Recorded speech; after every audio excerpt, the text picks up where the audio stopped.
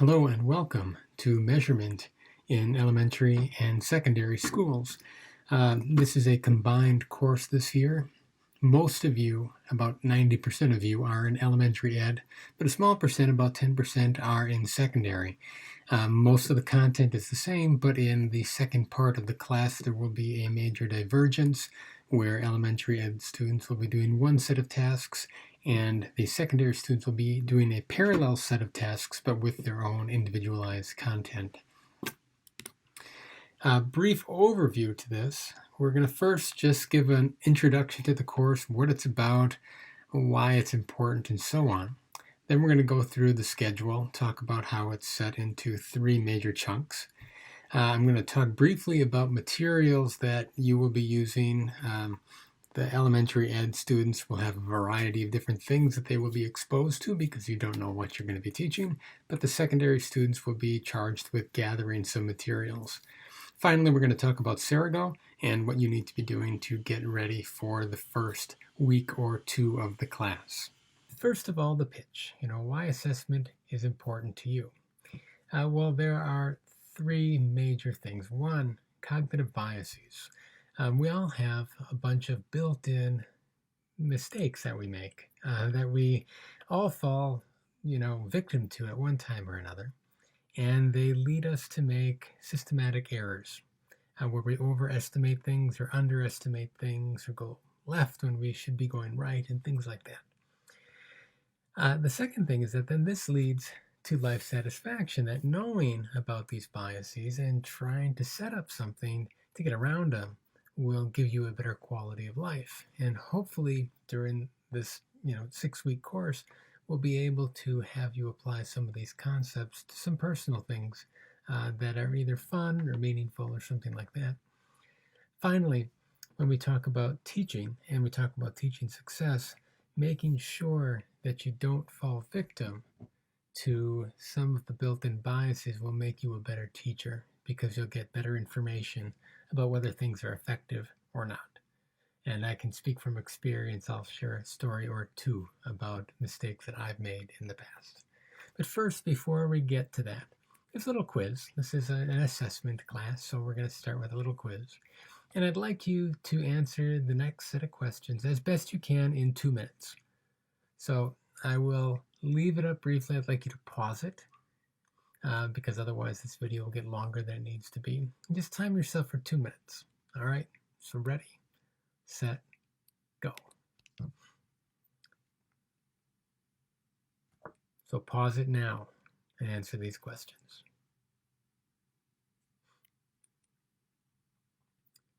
So a lot of the questions on there don't really matter.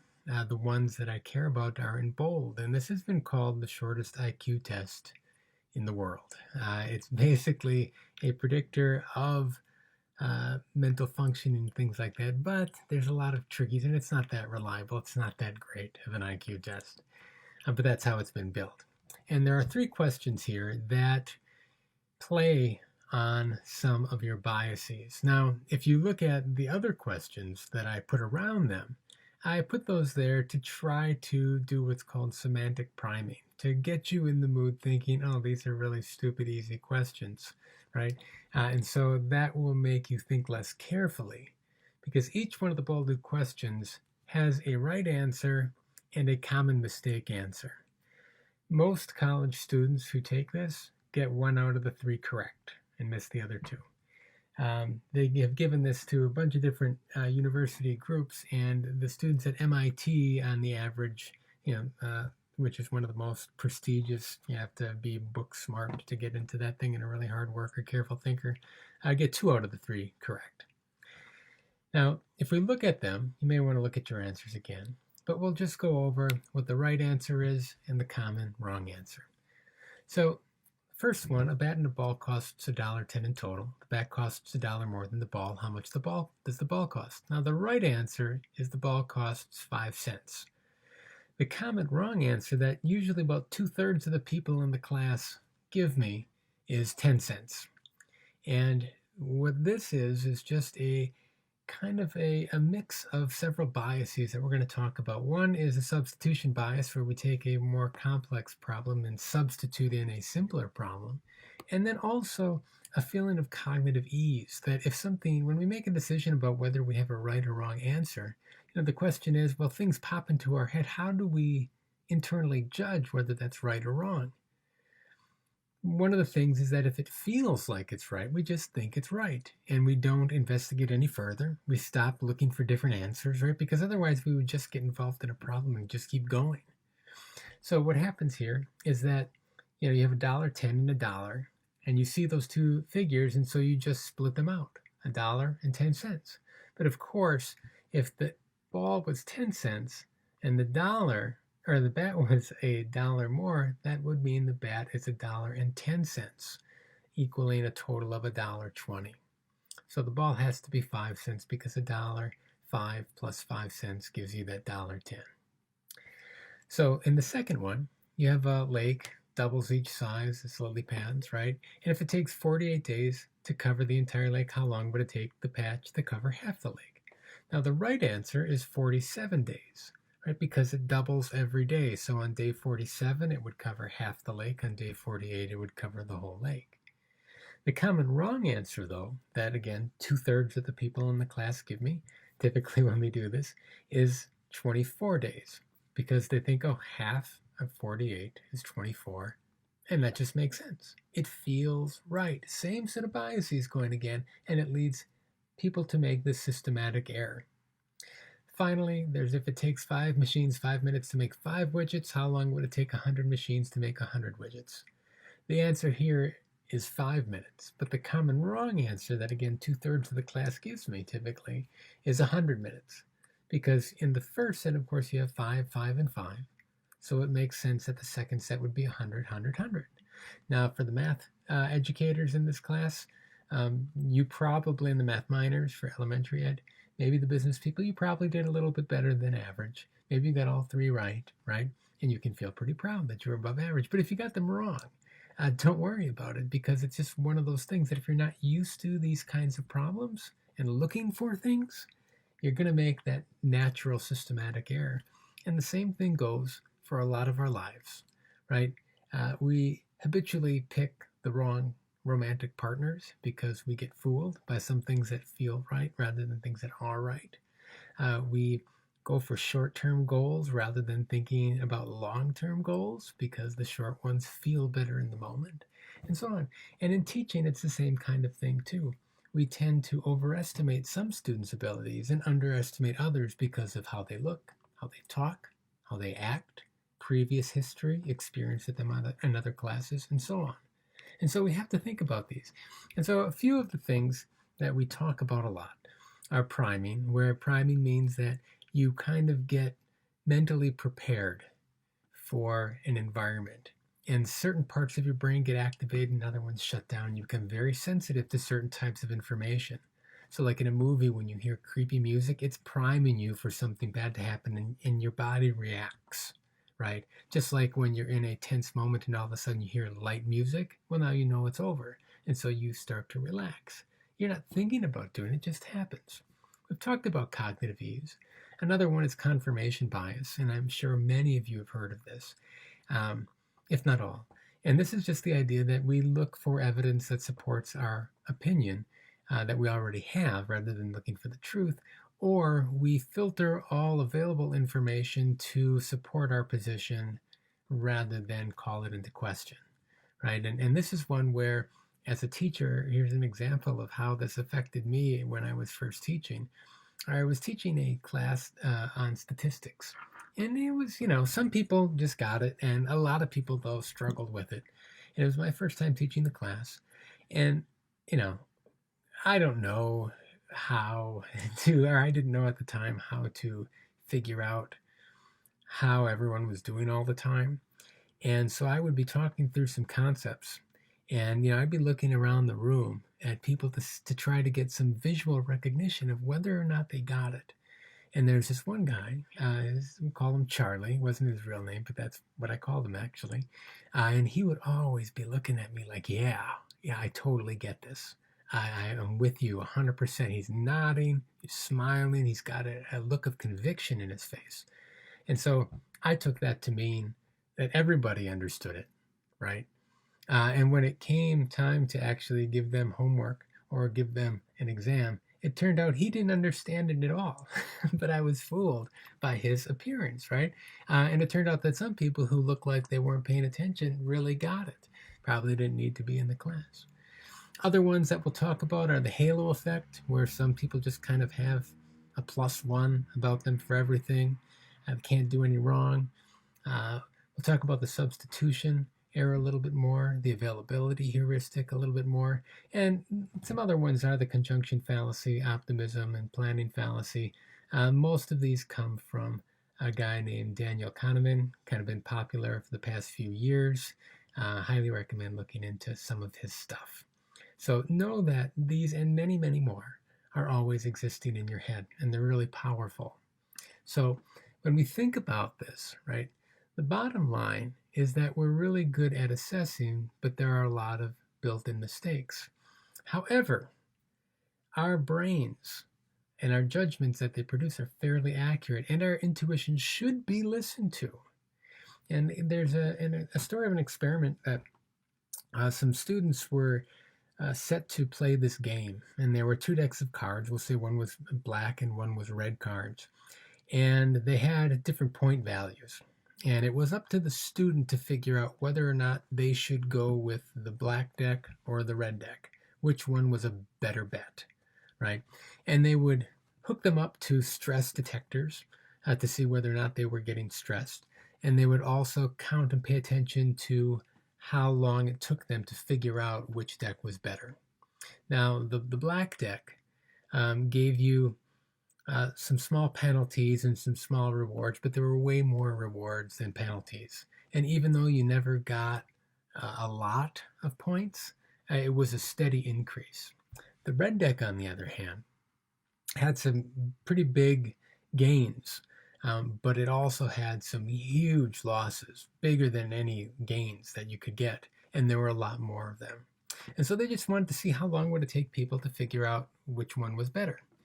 And it took people about, we'll say, 20 to 25 cards to figure out, oh yeah, the black deck is the one that I would pick from if this was real.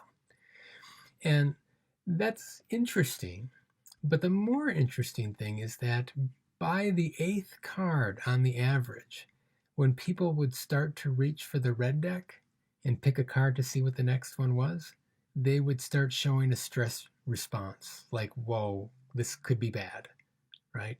And so they had this internal sense that something was wrong with the red deck. And you can hear stories about all this, right? Trust your gut in many situations and you'll be all right.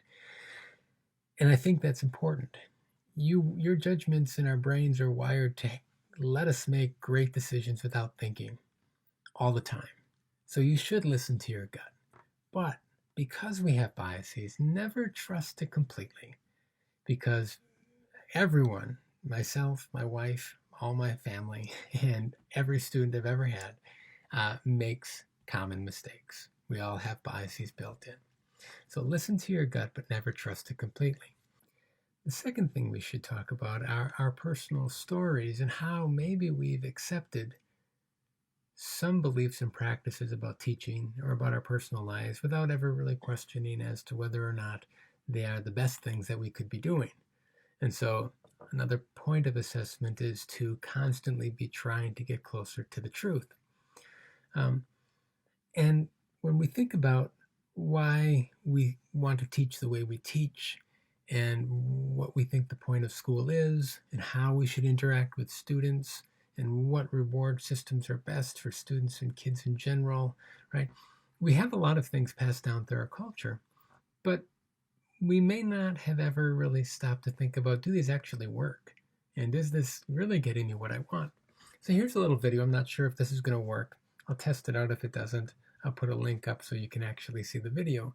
But the general idea is that somebody adopts a belief and passes it on to others, even though that belief is pointless and doesn't really matter. So here's the video. To answer that question, we set up a hidden camera experiment to see if this woman would stand up at the sound of this tone, simply because everyone else is.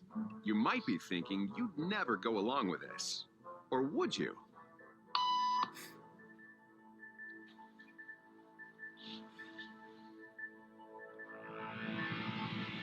After just 3 beeps, and without knowing why she's doing it, this woman is now conforming perfectly to the group.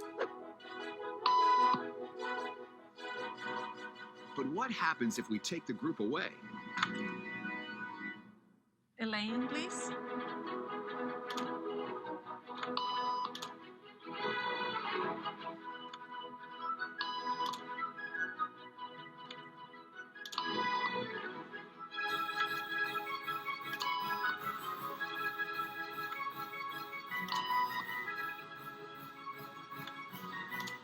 Okay, now she's alone. The crowd is gone and nobody is watching her except our hidden cameras. What do you think she'll do?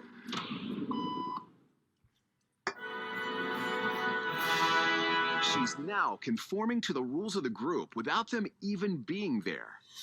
Now, watch what happens when we introduce another outsider who doesn't know the rules.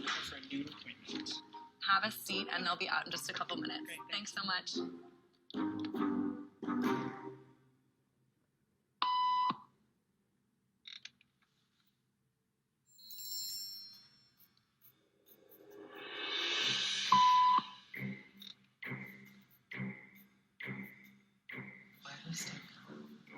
Everybody was doing it, so I thought I was supposed to.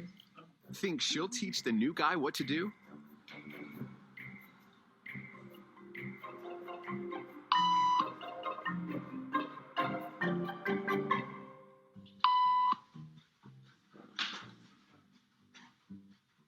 We kept the cameras rolling as more unsuspecting patients arrived.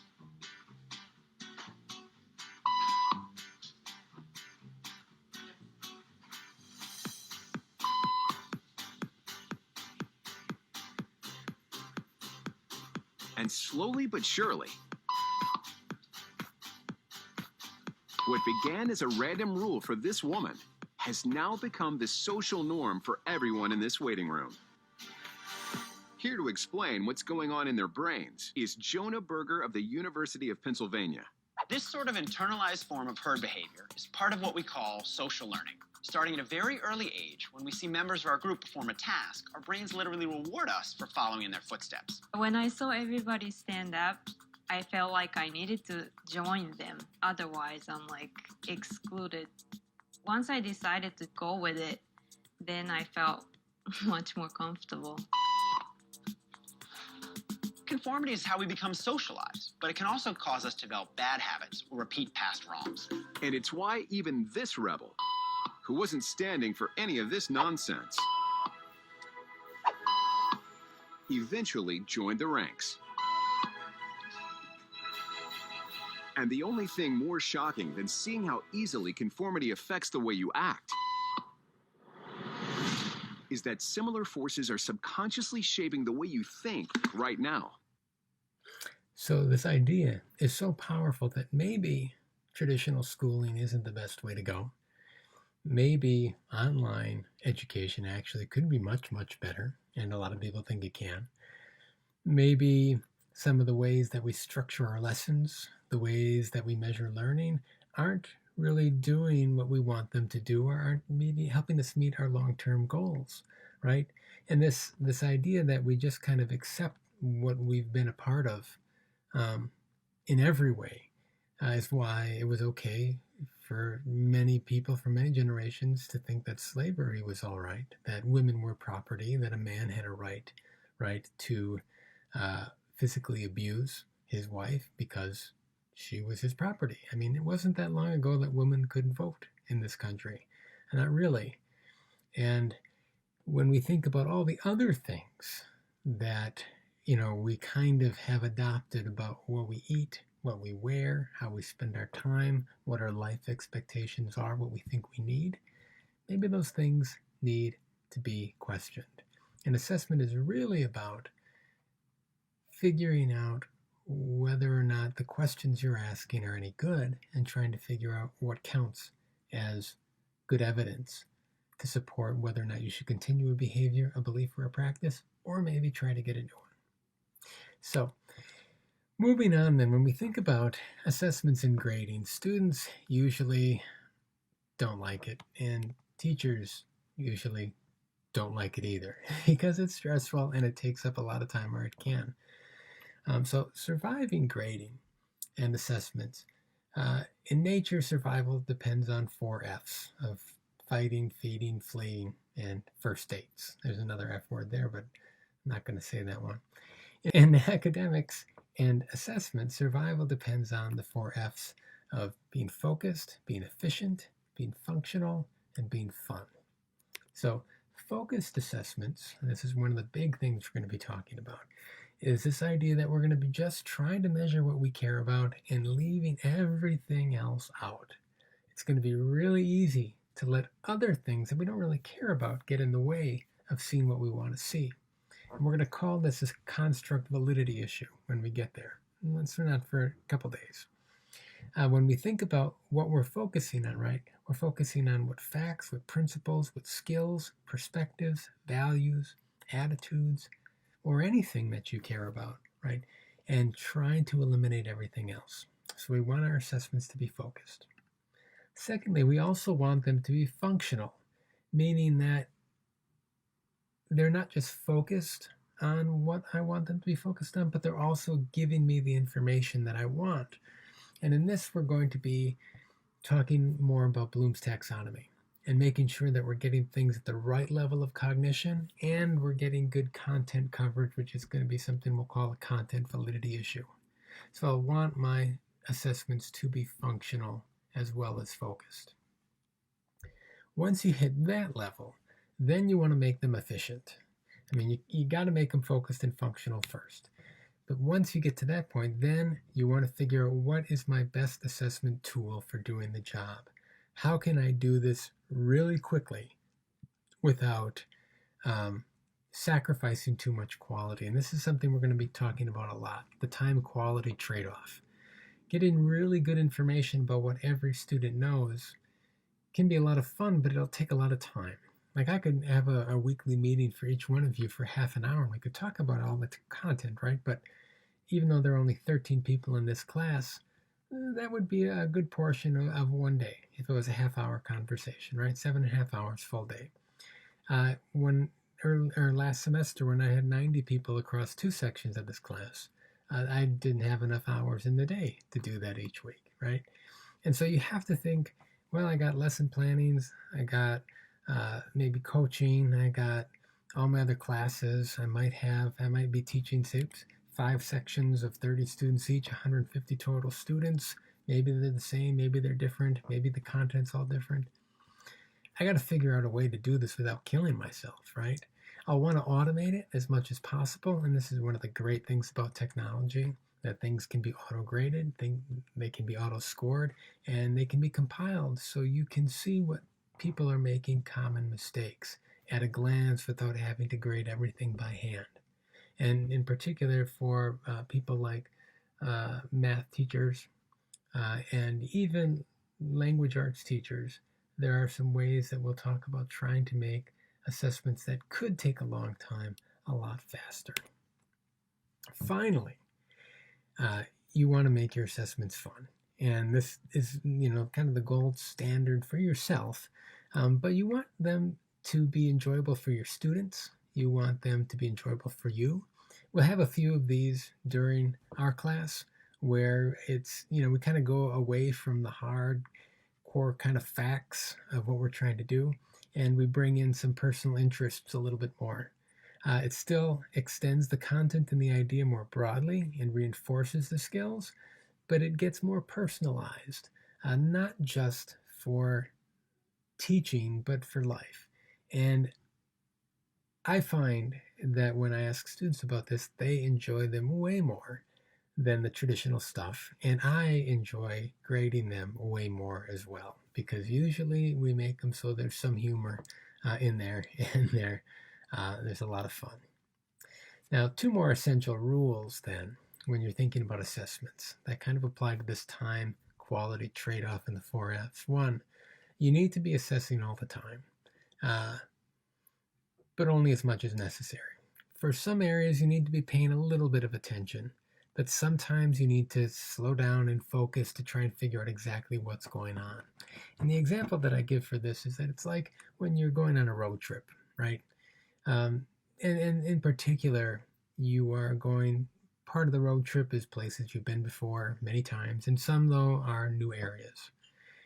When you're going on the freeway, right, you don't really have to pay that much attention. And I'm sure that, for those of you who have commuted to Whitewater in the past, half the time you don't remember the drive at all. You were an automatic pilot, but you were still monitoring, right? You didn't drive off the road. You didn't get a ticket. You didn't crash into anything, right? So you were assessing, but it was such an automatic process. It didn't take anything out of you. You could probably do some other things while you were doing that. However, if you're going to a new place or you're going through a particularly tricky, busy intersection, you stop talking to other people. You turn down the music. You pay close attention to make sure that your decisions are right. And this is what teaching is like. Most of the time, you'll have a good idea just automatically who gets it and who doesn't. But there are some times where you'll need to slow down and try to figure out exactly what's going on. Now, amidst all that, then, you want to try to have fun while you're doing it, right? And this is where that whole fun element comes in. One part is making it a light burden. The second part is trying to infuse some interesting personal touches into it. A couple more things that I want you to expect is that one of our biases is overconfidence. And one study found that 94% of college professors think that they're above average. Now, of course, only 50% of professors can be above average. This is also true about teachers in general.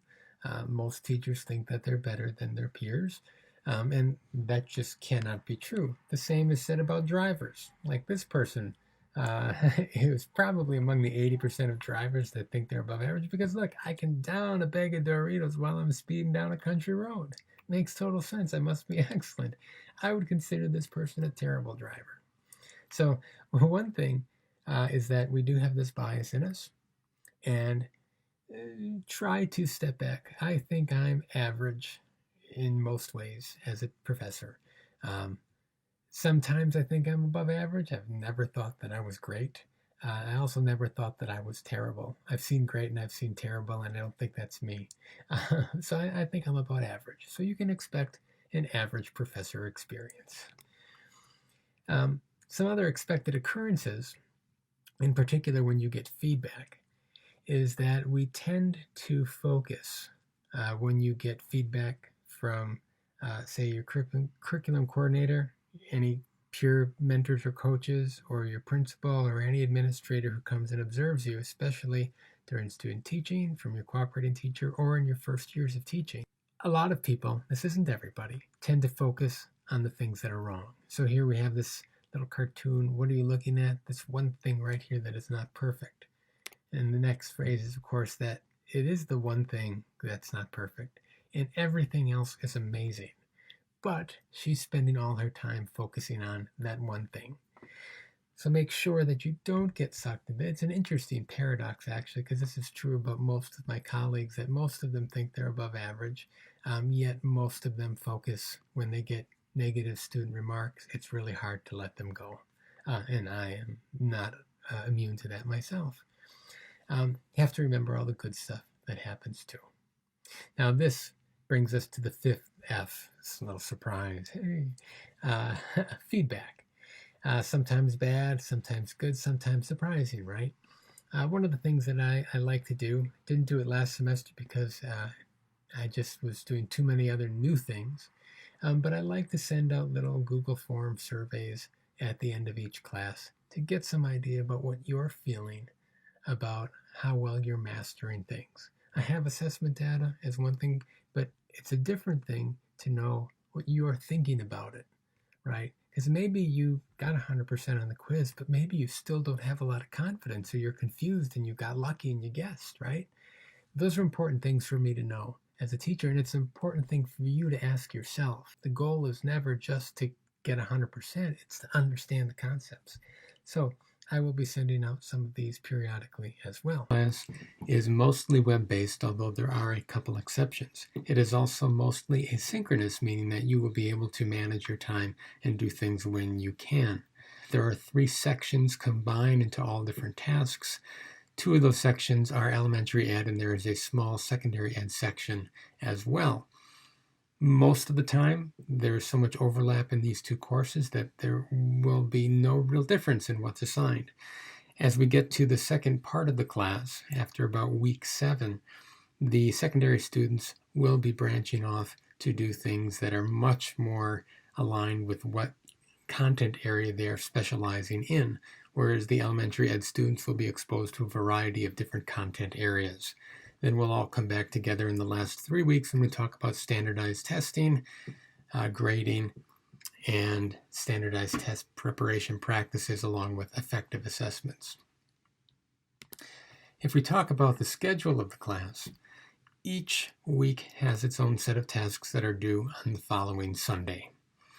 So anything that is scheduled in the list of things to do each week will be due Sunday evening at midnight. If for some reason something comes up and you need an extension, let me know and we will work something out.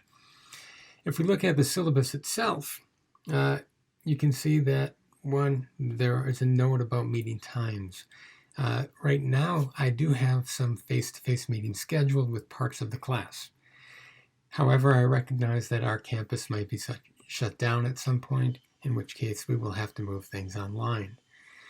The course objectives are all about understanding cognitive theory, how learning develops, how to assess it, how to evaluate assessments, along with some other measurement things. If you look through the course topics in the grading scale, you can see that I have the major parts and goals of the class separated out with their relative point value. There are 1,000 points, so if you want to figure out how much each one of these sections counts, just subtract a 0, and cognitive theory counts for 5% of the course, Bloom's taxonomy for 10%, validity for 15%, and so on, all adding up to 100 points. You can also see how exams and quizzes are laid out. Exam 1 is really a bunch of mini quizzes that you'll be doing. Same thing for exam 2 and the final exam. There is also 5% of the grade determined by professionalism and participation. As far as assignments and exams go, there will be weekly assignments that are a mix of assessments or assessment items that you create, different learning objectives that you might put together. You might have to do some videos. There might be some quizzes. As far as the quizzes go, right, there is no really one big sit-down exam. Everything's separated out according to its content area. So if we look at the different exams in this class, it's really a bunch of different mini quizzes. So the first exam, there are 5 quizzes: a cognitive theory, Bloom's taxonomy, validity, reliability, and bias. Exam 2 will be focused on select type items, where people kind of pick the right answer out of a lineup. Supply type items, where people have to give the answer themselves and they don't really get a list of things to choose from. And then performance assessments, meaning they're doing projects or other things like that. We'll be talking about the different trade-offs with all the different assessment options and why you should do one in some cases and maybe not in others. There is no one perfect assessment that fits every situation, set of students, or set of learning goals. And we're going to try and figure out how to make those decisions. Exam 3 is about standardized tests, grading, and effective assessments.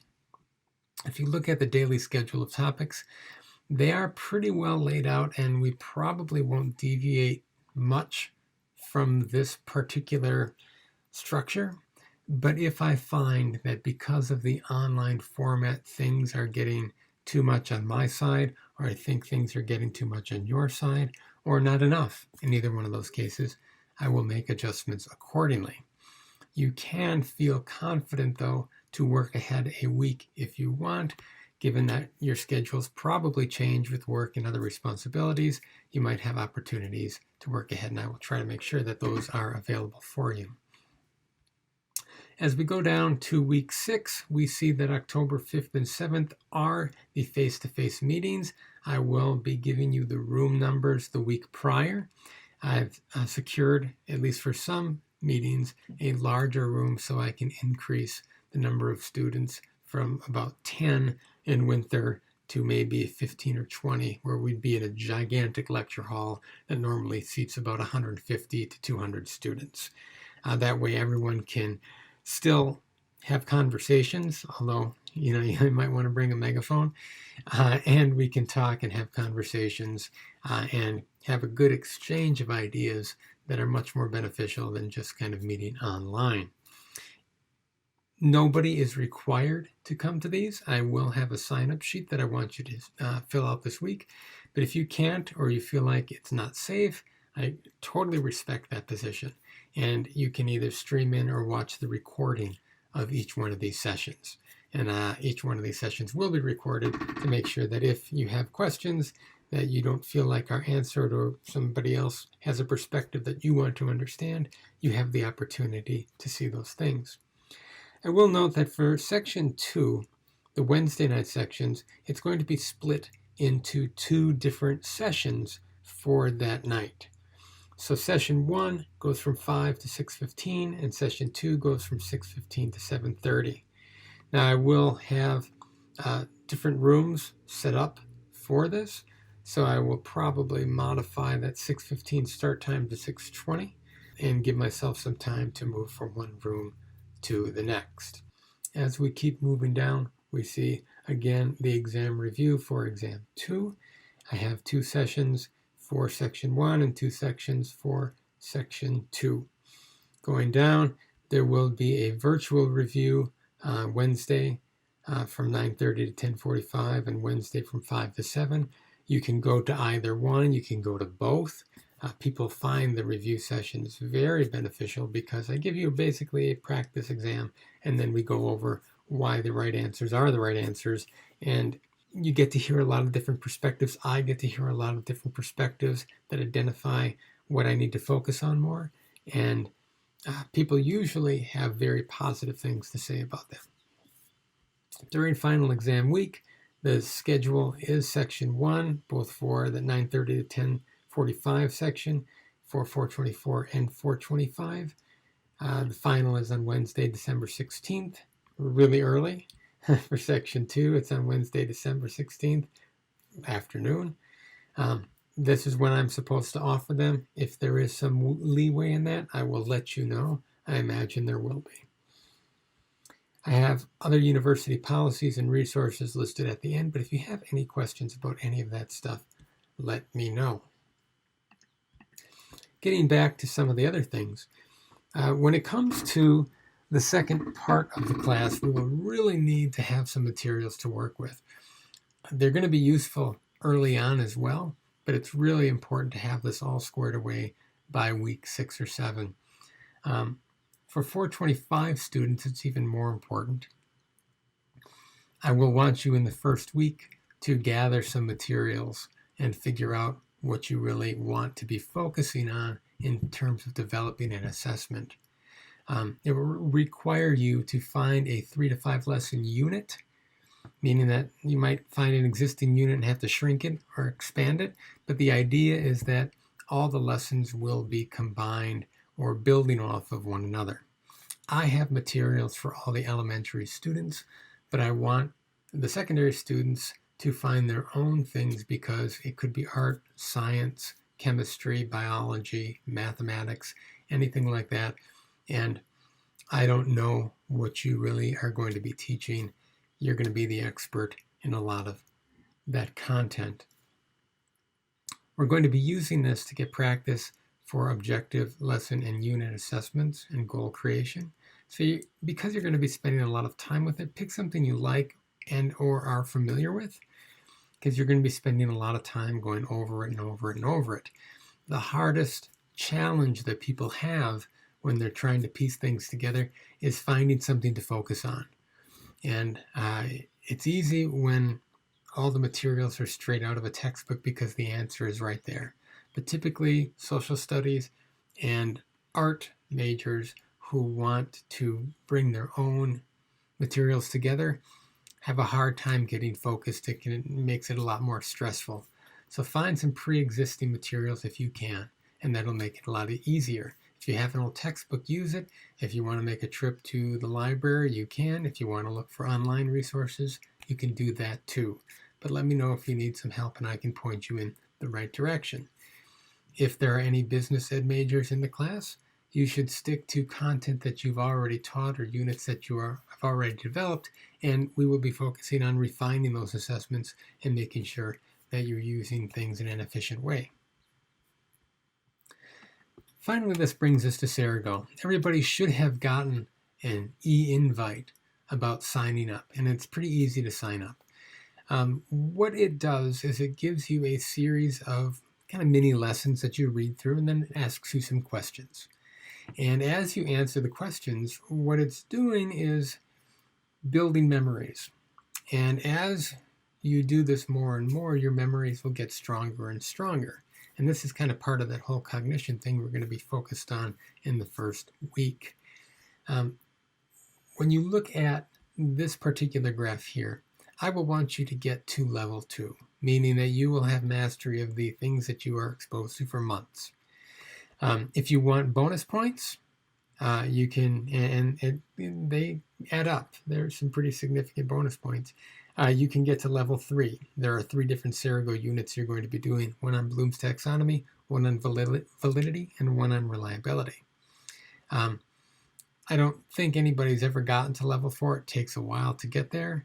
And if anybody gets to level 5 mastery, that means you'll just remember these things forever. You've done this so many times in so many different contexts that those memories are right at your fingertips and you can access them at any time you want to.